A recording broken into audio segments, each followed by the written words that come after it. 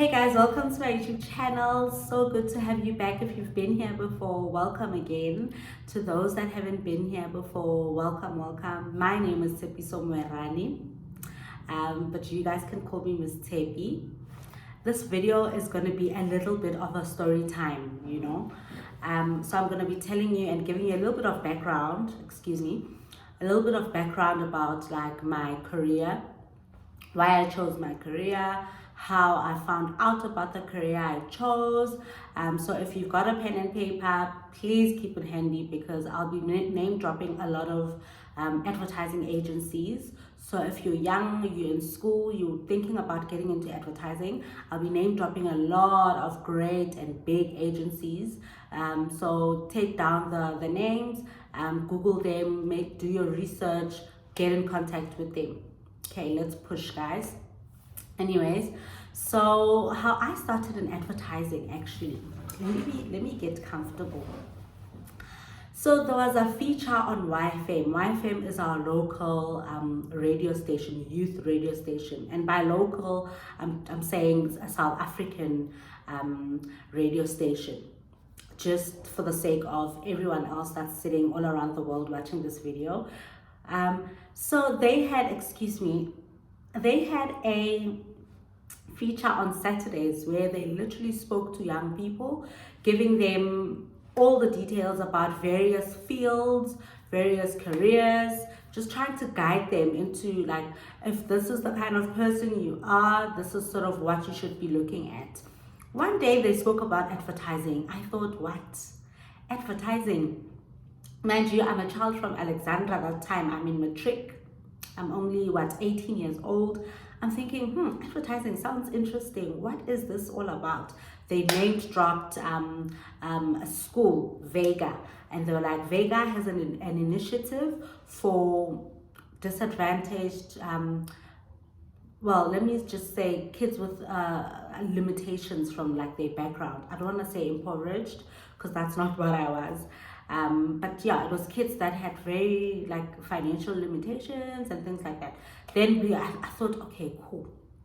This sounds great. I took down the name of the school. I took down the number. I phoned. Someone on the other line, on the Monday I phoned. Someone on the other line was like, hi, this is the Imagination Lab by Vega. How can I help you? I was like, the Imagination Lab? Am I in the right place? These people said Vega.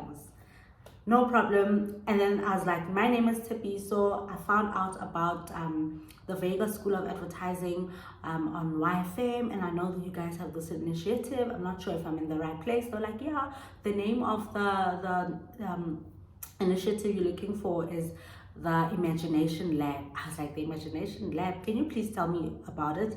I was only 18 years old, guys, but I could speak up. I could be like, I'd like to know more about it. So I'm just, for everyone on the other side that's like 19 or 18, trying to like find their way in this world, you have to speak up, you have to ask questions, you have to like be able to articulate yourself, be clear on what you want. Anywho, then the person explained to me, okay, the Imagination Lab is a 12 months program. You literally come in every single day except on weekends. You come in and we will be teaching you guys about advertising. You guys will be going through like four or five different modules, and the one module was creative writing, so script writing and all of that, and art direction and graphic design, account management. So there was like all these kind of things that happen in advertising, and I was so interested. I thought, and production as well. I thought, okay, cool, that sounds great. I was like, where do I sign up? Where do I sign up? This sounds like something I want to do. They said, okay, cool, come in on this day. You're going to be writing a test. You must bring your matric results. I was like, cool, sharp, no problem. I went in on that day with my matric results. They gave me a piece of paper with questions, like the question, I'm trying to remember because it was the year 8. It was 2008 when I heard about the Imagination Lab, and I phoned them and whatever. So in 2008, I went in, I wrote the test. The test was all about who are you, your interests and things like that. What do you know about advertising? Do you think you're creative? I answered all of those questions, and then at the back there was general questions, general knowledge questions. I hit those as well. And then they said, cool, thank you so much for coming by. We will give you a call to let you know how your test went. Fine, no problem. A couple of weeks later, mind you, I'm still busy with school with matric at that time, but it was almost at the end of matric. I think it was the third term. And then they phoned me to say, listen, please come through for our initiation day on this day. This would be the following year, which was 2009. It was going to be 2009 in February. They said you were accepted, come through for an initiation day. You'll be meeting other people that also came in to write the test that we've accepted. You'll be meeting the people that will be facilitating the whole program. So yeah, so please come through. I was so excited. I had the best December. I remember that year. I had the best December. I went in the following year. When we got there was a whole bunch of young people from Soweto, Alexandra. It was only township kids. Only, but these were township kids that were quite focused and they knew what they wanted. They knew why they were there. I met a whole lot of people, and then I met a friend of mine that was actually my best friend for a very long time after we met on that day. Her name was Zanele Koka. Very smart young lady. Her and I clicked immediately. We were shoop, besties. And I met many other people. Obviously, my husband actually was part of this program as well. So that's also how I actually met him. Okay, no problem. We went then they selected, because there were three, I don't want to say three campuses, but there were three areas in South Africa where you could find the Imagination Lab and where people were going to be placed. There was Alexandra Township. And another one was was it in Soweto? No, there's actually two. Sorry, I'm lying. I'm trying to remember. It's 12 years ago, so I'm trying to remember. Yeah, it was Alexandra. There was a group that were going to learn in Alexandra at Sankopano Center. And then we had to stay at Vega, which was in Randburg. So the actual Vega school had a little area for the Imagination Lab. That's where most of us attended these classes or attended this program on a daily basis. So in as much as I was in Alexandra, I don't know how I got to actually be at Vega. So it was just, my stars were just aligning, because it was amazing to be in that school, to see all those kids that actually go to the big advertising school, and they driving these huge cars. They're from great families. You could tell that some of their parents are prominent people, and here am I, and it opened my eyes. Here am I was from Alexandra. I mean, if your parent worked at Pick and Pay, you guys were, popping. If your parent worked at an office as an office administrator, you're fine. You're actually absolutely fine.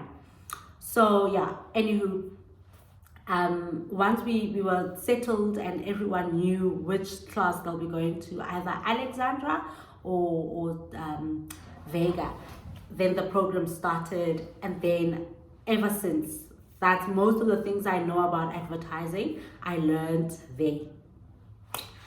Fast forward 2010. So I did the program in 2009, 2010.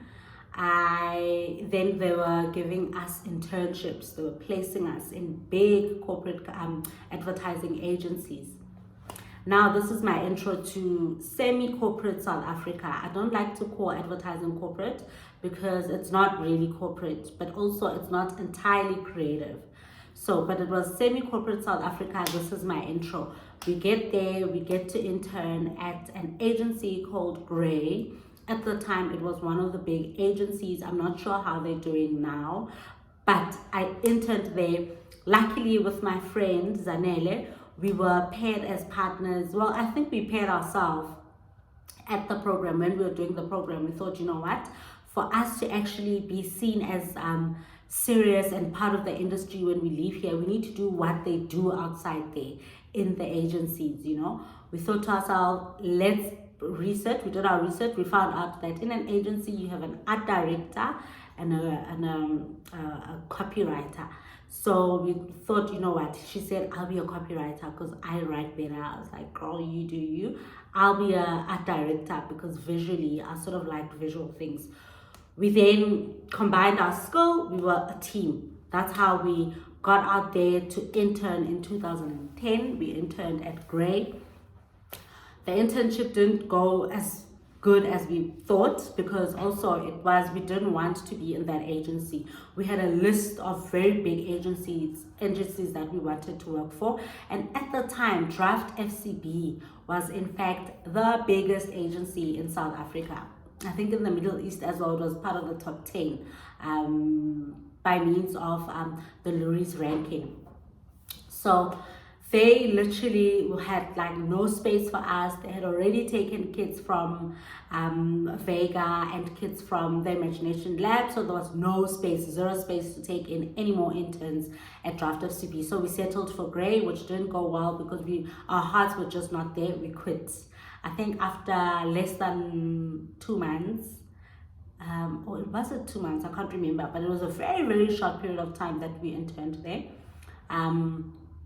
We actually met a whole lot of people. I think 3 or 4 people that were prominent at the time. I can't remember their names, but the one person was Sibusiso Sithole, and he now runs an agency by the name of Odd Number.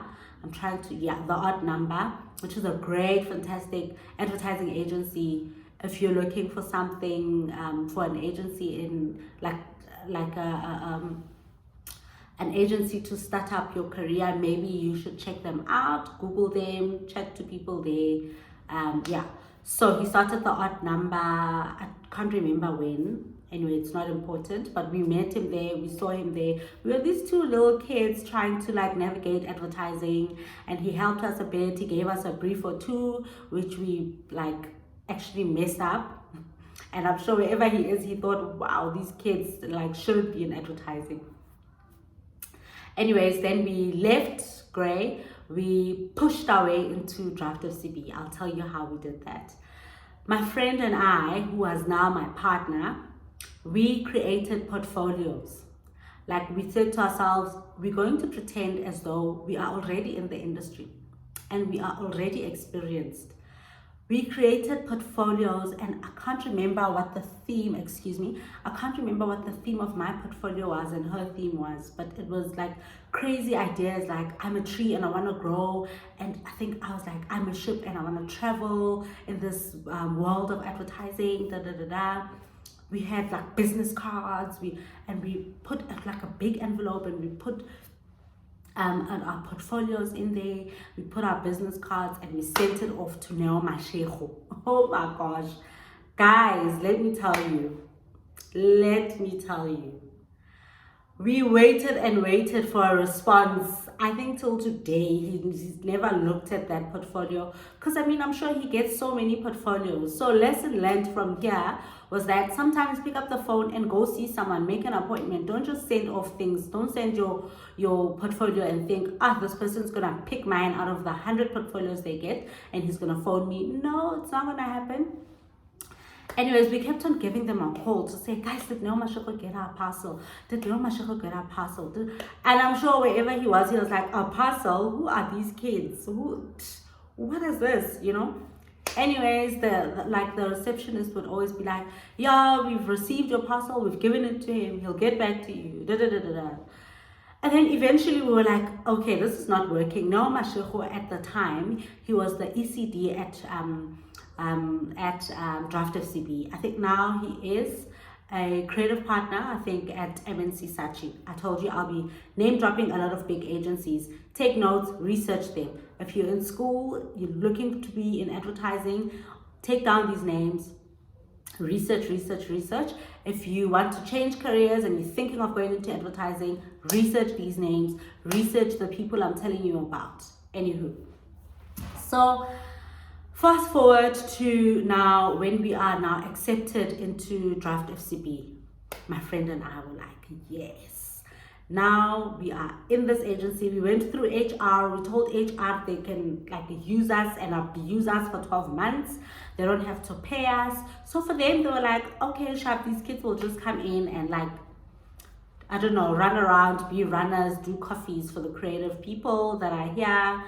That's it. You know, I think her name is Mary Palmos, the HR person at that time. I don't know if she's still at Draft FCB. She was like, okay, cool, come in. You'll meet one of the senior creatives. We met one of the senior creatives. He was like, okay, sharp, join the others. You know, they were already interns. He was like, okay, just come in. Here's the other people. We went in, guys, and we stepped into advertising. You know, no disrespect to Gray, but when we stepped into Draft FCB, because remember the whole time we would end up at reception, which was upstairs, we didn't get a chance to go downstairs. We got there. There was just a buzz. You know, why it's a buzz? There was a buzz. You could feel that this is a creative agency that's winning awards. And you go in and there's awards everywhere on the wall. You're like, oh my God. So this is advertising. We went in, we were like, now it's time for us to shine. Now we must shine. And Zanele and I, actually, a lot of the things that I learned from a confidence perspective about myself, I learned through Zanele. And she always says, the reason why I was confident was because you were always by my side. And I felt exactly the same. So it was just a match made in heaven. We went into advertising. We worked. She was a copywriter. I was an art director. We would bash out briefs. They would give us briefs. They would give us challenges. There were 10 other interns there. We would always come up at the top. Fast forward to end of the year 2010. They wanted now to get rid of, not get rid of, maybe that's a harsh word. They wanted to decrease the number of interns so that they can now focus and microscope into each one of us and harness our skills and make sure that we're getting proper training. So we would be assigned to an actual team, and we would, you know, so then they were like, cool, these are the people that are staying. Zanele and I made it. I think there was 4 people that made it. So meaning like 2 teams. Because remember, a team is made up of 2 people. The rest of the people, there were 10 of us in total, the rest of the people were let go. We're like, okay, fine. Step number 2 now. Step number 1 was to get inside. Again, step number 1 was done. Step number 2, now we must actually find what it is we really like, because we were not really creatives. You know, yes, we are creatives, and that's why I'm able to do like YouTube videos and stuff, because I've got a creative bone in me. But we were like, Zanele was like, nah, I actually want to be a strategic planner. I'm like, eh? A strategic planner, a strategist. Okay, sharp. Let's try to work out a plan on how to get there. And Zanele was like, well, now what do you want to do? I'm like, now I want to do production. You know, I see myself sitting on sets, shooting commercials, you know, dealing with budgets, millions and millions of budgets. I want clients to trust me with their money for me to go out there and create commercials for them, obviously in collaboration with the creative team and the agency at large. She was like, yo, that sounds great and big. Okay, so how are we gonna do it? I said to her, you research about who is the head of strategy, and I'll do research about who's the head of TV production, and we would have to now start communicating with these 2 people separately. You communicate on your side, I'll communicate on my side. Sharp. Then we started to do that. Mind you, we're still in the creative department, and we're working, but extra time, when we have extra time, we go to these people. I found out that the head of production at the time was Rachel Andriotti. I focused on creating a relationship with Rachel. In that, in her department, she had other women. There was Wakile, there was Ofente, there was Ayanda, there was Karen Keelock. So it was like also when you walk in, you can feel, man, I'm in the right place. This is where I'm supposed to be. But there's no space, once again. There's no space to take on one more person. I'm like, okay, this is actually stressing me out. How am I going to now get into this area of the agency? Because this is where I want to be. But anyways, the girls were very, very polite with me. They were very accommodating. They would show me, like when I had spare time, I would come and they would show me, okay, this is what we do. These are the contracts. And I would look at the contracts and I would see where they've like filled out these artist contracts and like where they sign, and they'll tell me for an artist to be on set, before they get to set, they have to have this piece of document signed already. And these are all the legal rules, all the legalities on like how we're using the advert and the image of these people. I was like, yes, this is where I want to be. This is where I want to be. I then lost focus on the creative side completely. Like I was like, if you guys are gonna get rid of me because I'm not focusing that side, it's fine. I think I'm here now. I'm moving on with my life. Shut. I would hustle Rachel, tell her, I really, really want to be a part of your department. Please, please, please, please, please. Da, da, da, da, da, da. Mind you, they had chosen us in the creative department to be a trainee team. So we had moved out of being not interns per se. We were, let's say interns. We had moved from being interns to be an actual trainee where you're doing actual work. Your girl was like, I'm writing that section off. Now I'm in this department and I want to be part of these ladies. At least at that time, the agency was paying us about 3,000. Actually, government, CETA was paying us 3,000 a month. And then they would tax it. And I think we went home with about 2.5 roundabout. Anyways, I'm name dropping. I'm telling you about the numbers so that you know how low the salary started. And if you started an agency and the salary is low, it might not be as low as I'm telling you, but if the salary is low, just know that you can work your way up. You can. It's very much possible. If you want to step in, take whatever they're giving you, step inside and prove yourself. Work, and you'll get there. Anyways, then Rachel eventually said, you know what, I actually won't be needing extra budget to fund this girl. So the company can keep paying her. She'll just shift from one department to another. I was like, good shot. I remember I was driving home the one time and the MD, who was Rachel's friend at the time, because obviously they worked together, they had a good relationship with each other. The MD was Heidi Nelson. I got a call from Heidi Nelson. I was like, what? Hey? Me? Okay. Okay. Hi, Heidi. Because I had her number. The thing about me, when I got there, and me and Zanele, I always give her props because also that girl and I were like, whatever I did, we did together and we would push each other.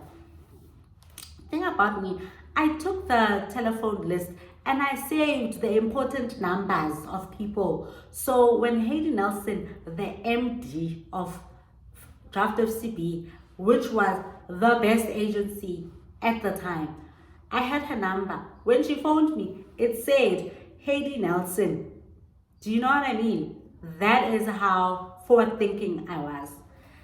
I picked up the phone. She said, listen, thank you so much for showing interest and working so hard in our agency. You are being recognized and being heard, and we know that you want to work in the TV department.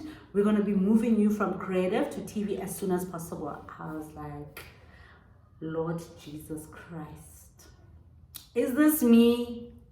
I'm going to be working in the TV department. This is where I've always wanted to be. Guys. I was like, I am going to kill it.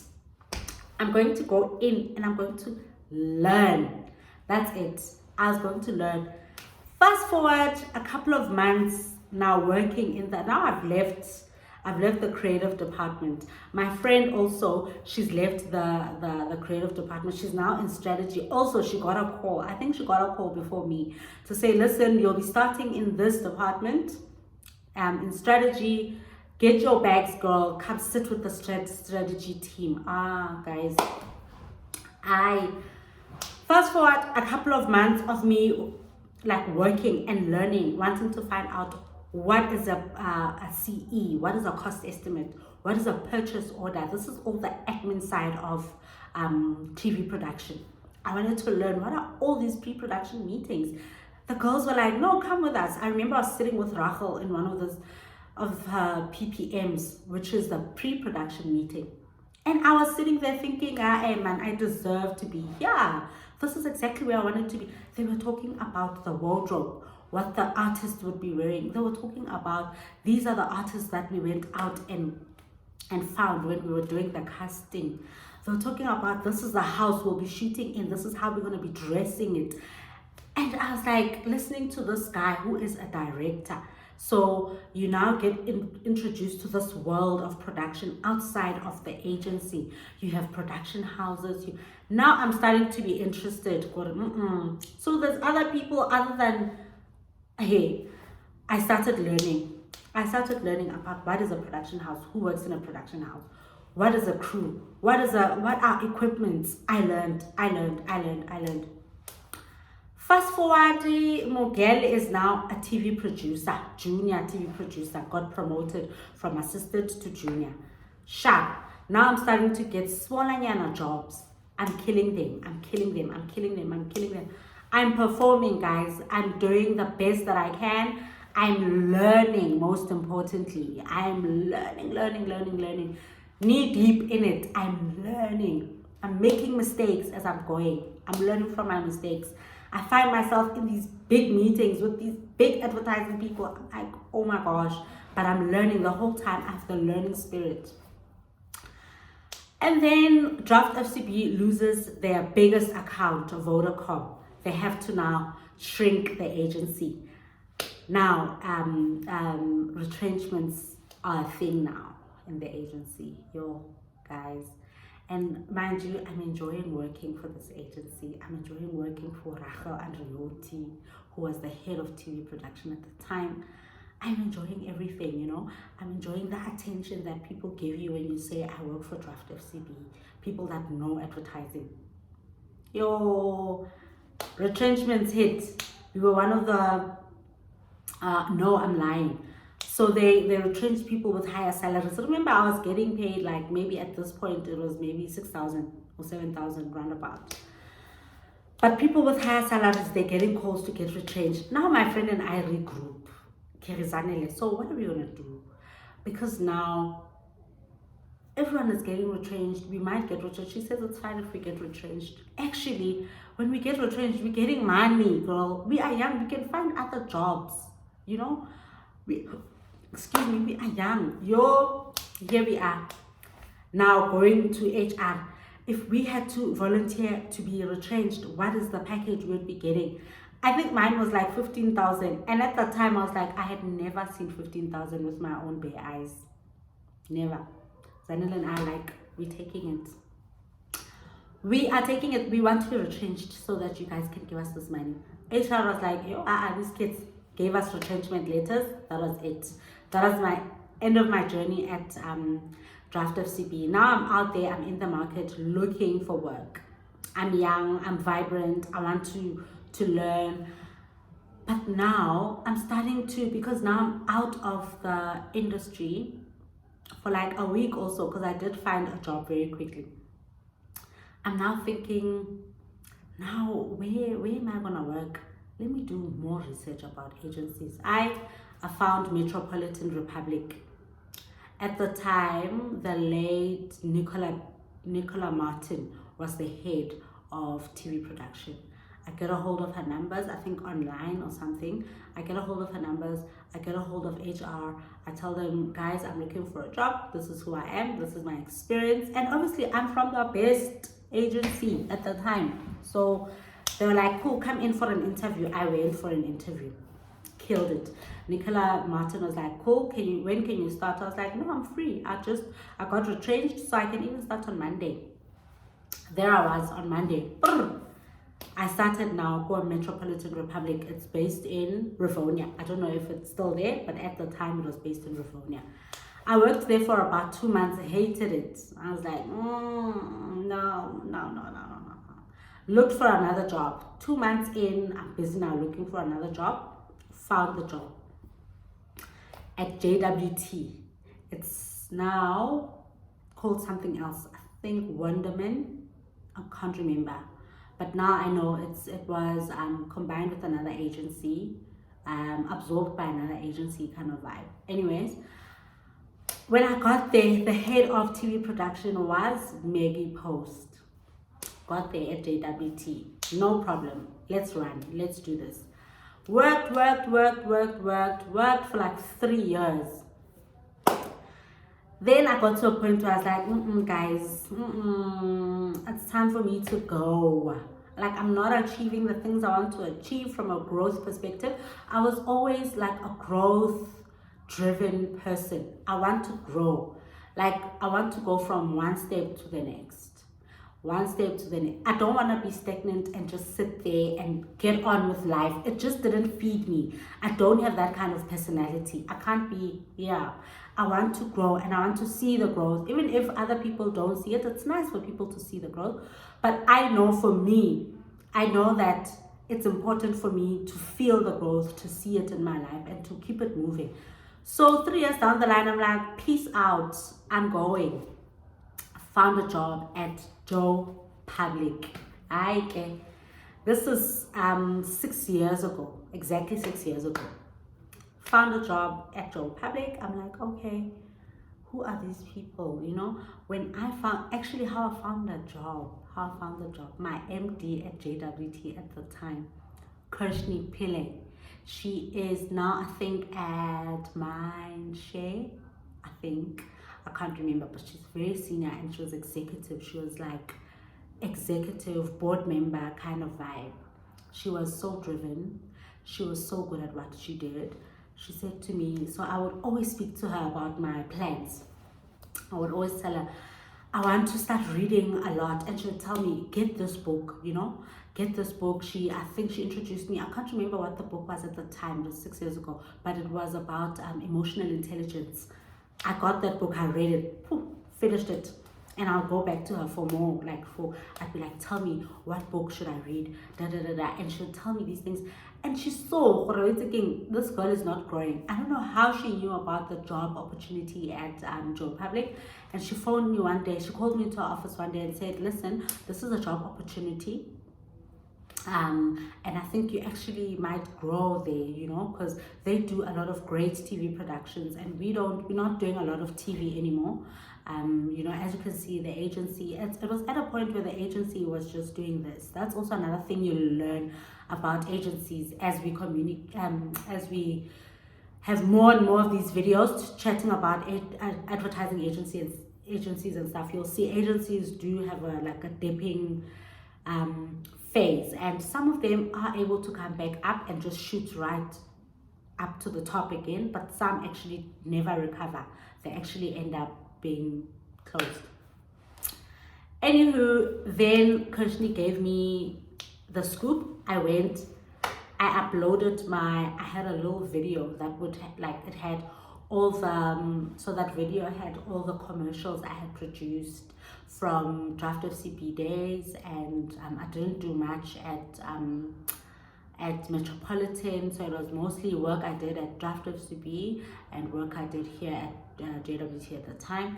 And then I did a video, I sent it to HR. I don't think they even looked at the video. They looked at my CV, they saw all the brands I've worked on, all the kind of budgets. So in my CV, because being a TV producer is so orientated around budgets and budgeting and how to handle budgets, just the skill of managing that and negotiations. In my CV, I would always put the amount of budget I was allocated to produce each commercial for each brand. So I would put, maybe if at the time it was Gidani and I was doing radio, a lot of radio for Kidani. I'd say Kidani, and I'd give a little bit of a explanation that I had been allocated a budget of 700,000 to produce this much work, and then I move on to the next thing. At JWT, I was allocated for Ford to produce their TV launch for a new car. This is what I was allocated, 1.5 million rand. So at least when someone is reading and going through your CV as a TV producer, they sort of have a good idea of where you stand from a budget perspective. They know what kind of budgets you are sort of able to handle, you know. Then they took me on. I went to a first interview at Joe Public, second interview done. Baby girl smashed it. Yes. And then and also I think I smashed it because I had a lot of energy to learn in me. I've always had, and I still do. Fast forward to now working for Joe Public, guys. Now I'm watching this company grow. So as I went in 6 years ago, it was a great agency, and you could feel that man, these people speak about purpose. You know, they have pillars of growth. Their vision is it's straight. You don't have to question. They're about growing their people, their country, and their clients. It's as simple as that. Growth is the theme. Purpose is the theme in this agency that I've just stepped into now. I went in. Now I'm gonna, I have to close this video, guys. We've been chatting for too long. Now I'm learning. I'm meeting people. I'm meeting great advertising people. Pepi Marais, Kolisa Deshane, Tepo and Tepo Tumahole, Tepo Mukhorosi. I met the one Tepo I found at Joe Public. Mukhorosi I found at Joe Public. Tumahole joined us, I think I was 2-3 years into the agency when he came through. And it's a vibe. The head of department then is Diak Hole, and still now it's Diak Hole. It's a vibe. We're doing great work. We're producing. Now I'm getting briefs on my desk that are 3, 4, 5 million rands from a budget perspective. I'm like, me, 5 million. I'm pushing. The budgets keep going up and up. 7 million. Hi guys, I'm now I'm a serious producer. Now I'm a serious TV producer. I am working on big budgets like this. I'm working on big brands like this. No, babes, you have to now run with this. Now I'm running with this. Till today, guys, I'm just running. When I get a brief, I run with it. I see what it is that, I apply myself. Bona, I just run with things now. So yeah, but today I just wanted to tell you about how I started and where I am in advertising. Next time, my next video will be the things I learned in advertising. So the format will be basically more of my other videos where I'm going step by step. 1, 2, 3, 4, 5, 6, 7, 8, 9, 10 things I've learned in advertising. And hopefully you'll take something out of that. Hopefully you've taken something out of this, that growth is important. Make growth your friend. Dula so le growth. Make sure wherever you are, whatever you do, you are following growth. You have a clear growth plan.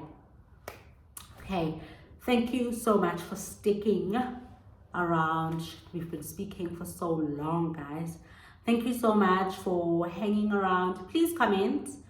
Please like and please subscribe if you haven't. I see a lot of you guys are watching my videos, but you're not subscribing. But to those who subscribe, I'm trying to remember everyone's names, but I can't. And I don't want to mention some people and not mention others, because it's a lot of people I know personally that have subscribed.